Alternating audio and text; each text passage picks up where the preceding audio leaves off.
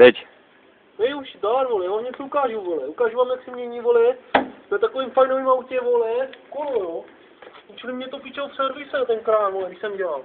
Moši, tak tady tohle vyměním tady za tohle, no, vole. Úplně nová fungová rezerva, vole. Takže, teď se na mě dejte, vole. Rezervu si připravím. Pro mě nejdůležitější je bezpečnost. A povoluju, no. Vždycky hoši, vole, jak nás to učili v servise, vole. Povoluješ. A hlavně nesmíš povolat do kříže, ani dotahovat do kříže, vole.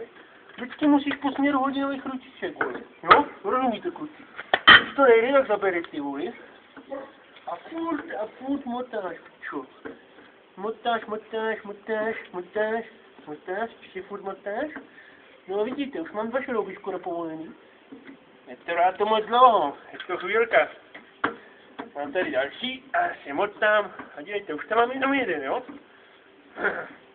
Samozřejmě, že auto.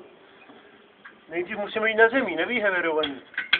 Protože my ten hever nemáme, vole. To tam mě ještě nekoupil. Tak jedem, vole, povolujeme. A furt, a pořád, a dál. Tak. Všechny šrouby jsou dole. A teď vám ukážu tu fintu, jo? Hele.